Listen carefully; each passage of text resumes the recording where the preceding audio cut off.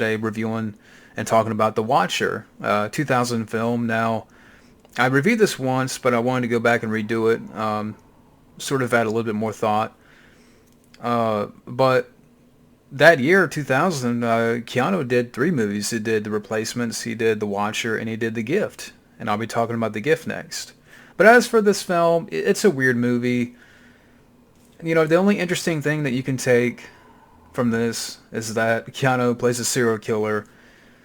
And, you know, it just didn't work. I mean, it's, you know, trying to fit a square peg in a round hole. And, of course, you know, there's some backstory with this that, you know, Keanu was contractually obligated to make this movie. He didn't want to do it, but, you know, his assistant forged his signature. And he didn't want to deal with any legal issues, so he made the film. And I'll get more into that, but the story here is with this, and it's pretty straightforward. You have James Spader as our main character. You know, he was part of the FBI, but now he's back on the FBI because you have the serial killer who is played by Keanu Reeves. You know, he's, you know, roaming through the city and stalking different women. And James Spader's trying to track him down. You have Marisa Tomei in the film as his therapist, her character. And you have some scenes in the beginning where James Spader, you know, would talk to her about what he's dealing with. And then it gets to a point where, you know, like towards the end of the film, Keanu kidnaps, you know, Marisa Tomei. And James Spader has to stop him. And yeah, I mean, it's kind of the story. You know, it's a cat and mouse thriller. I mean, it's pretty, like I said, straightforward. But, again, it's just with this movie. Here's my thing. Keanu, okay, this is the one time he plays a serial killer, but, like I said, it's like trying to fit a square peg in a round hole. And let's be honest, too. I mean, Keanu is not a serial killer type.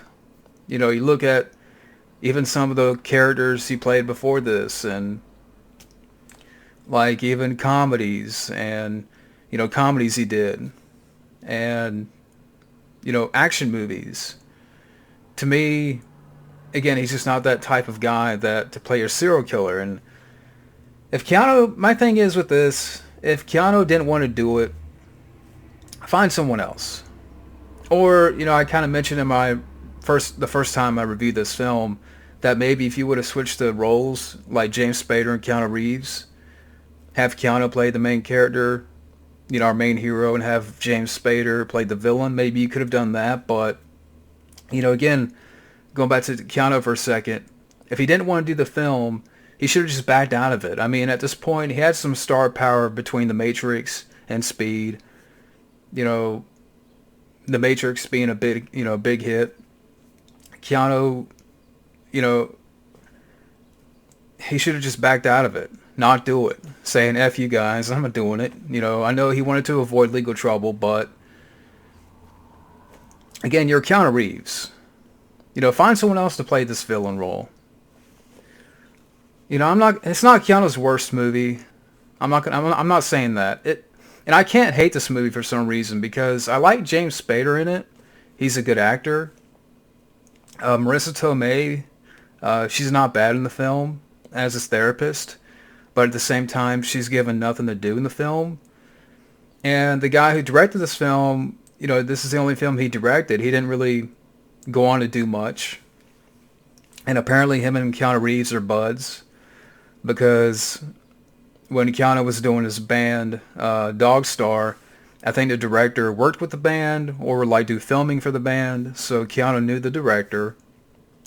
And it says right here, get into the backstory. You know, Reeves has stated that he was not interested in the script, but was forced into doing the film when his assistant forged his signature on a contract. He performed the role rather than get involved in a lengthy legal battle. He was contractually prevented from disclosing this until 12 months after the film came out. Keanu gave his verbal agreement to the director several years before production started after reading his original script. With this involvement, the filmmakers were later able to attract a bigger cast and a budget than originally envisioned. And Reeves' part originally was meant as a cameo, was substantially rewritten to feature him more prominently. I can't even say the word. Prominently. There you go. Reportedly, Keanu Reeves, who would be paid scale by his co-stars James Spader, Marisa Tomei, would get $1 million paychecks. Tried to drop out of the film, but eventually changed his mind. He eventually agreed to do the picture and abstained from bad-mouthing it in interviews on the condition that his involvement in the film be downplayed and all promotional material for the film, including trailers. And Keanu Reeves dislikes the film so much that, again, he refused to do any press for the film's release, and he couldn't publicly bash the film until like a full year after the film came out. But yeah, I mean, as far as his assistant goes, I hope he fired him, but I mean, the film itself, when you look at the film with that aside, the film starts off odd when you have Keanu Reeves in this apartment and he's dancing to that Rob Zombie song in The Matrix in the beginning. So, they took that song, borrowed it from The Matrix, put it in here. So he's dancing like this in his apartment or whatever. And you got, like I said, you got James Spader's character as part of the FBI. And he's not, now he's back on the case because he has to track down Keanu Reeves. And you get the subplot thing with Marisa Tomei, her character, but also her main character has like high blood pressure or something, like heart condition. And at times in the film, like, now I didn't even mention other cast, but like also in the film you have Chris Ellis.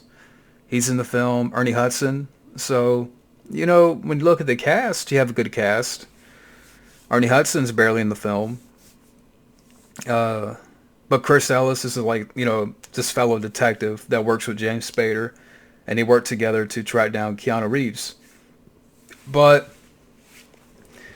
I don't know, even the FBI in this film, they seem a little inept. And what I mean is, there's this one girl that Keanu is stalking that works at this development, photography place for developing pictures. And soon the FBI, they're able to get a picture of her, but it's like they have a hard time tracking her. It seems like, okay, you're the FBI. You think they would have like a database where they can, like that, find where people work, find where they live, and maybe that girl wouldn't be killed by Keanu Reeves. Maybe you could have got to her apartment. And I know it's a film, but I don't know. It's just that little part. It's like, okay, you're the FBI. You already have a picture of this girl. Again, you don't have some kind of database where you can beat her to, automatically like that, get to her workplace, get to her apartment, and you could have prevented Keanu Reeves from killing this girl. But, aside from that, and, you have a couple of scenes in the film where, Keanu Reeves is a killer, and he's stalking different women. There's this homeless girl that he's trying to stalk, and you have one scene where they're talking to each other, and the homeless girl, she has a bad feeling about Keanu Reeves, and he tries to make a move, and she takes this radio and bops him in the head with it. That's a funny little scene. And like I said, get towards the end of the film is where, you have Keanu kidnap Marisa Tomei. But even before that, you have a scene where, there's this meeting, like Keanu sets up a meet between him and James Spader in this graveyard. And Keanu's like, I have Marisa Tomei. And for James Spader to go with Keanu to get Marisa Tomei, he gives up his gun. He gives his gun, his loaded gun, to Keanu Reeves. I'm like, why would you do that? James Spader, why would you give this serial killer a loaded weapon? You know, how can you trust this guy? That part too, I mean, again, it's like, why would you get this? Why would you give a loaded gun to this serial killer? Why do you trust him? Like, what? How can you trust this guy? But again, get into the final act where, again, Keanu has Marisa Tomei tied in this apartment room, and there's candles around, and there's gas on the floor, gas cans everywhere. And they get into a little fight, James Spader and Keanu, where James Spader stabs Keanu in the throat, shoots him with a shotgun, and eventually Spader and Marisa Tomei, they go out the window because Keanu Reeves got caught on fire. And as Keanu's on fire, he goes out the window and the apartment explodes behind him. And so it's a big explosion with Keanu on fire, and he goes into the water. So it's a good comeuppance for Keanu Reeves. And then when James Spader, flips his body over in the water, you see his face all burned like this on that side, like on one side. So again, it's a good comeuppance, but, I don't know, it's one of these films that it's weirdly directed. I just think at the end of the day, with this movie, again, Keanu as a serial killer type, it just didn't work. I like James Spader. Marisa Tomei, she's fine, but she's given nothing to do. Along with Ernie Hudson, who's, again, barely in it. I just think that, how can I put it? It's interesting to see Keanu tackle something different. But, again, it just didn't work. Again, you could have had other actors that could have played this part that fits it more naturally. And I think that's what it is with Keanu. Even though it's interesting to see him play a different character and tackle something different, it didn't come off natural because Keanu, he's a likable guy, and he comes off as a likable guy. That he's not again, like I said before, he's not the serial killer type. He just doesn't fit that character, that role, so to speak. And maybe there's a reason why this director didn't go on to direct anything else. And, when the film came out, it didn't do much. Like, I didn't look up information about the box office or whatnot, but... And again, this is not Keanu's worst.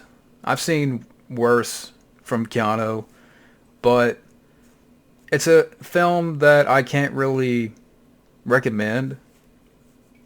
Like, I've seen better cat and mouse thrillers like, The Fugitive. Even Chain Reaction is better than this. That's a cat and mouse where Keanu's the good guy. And you got a, good cast in that.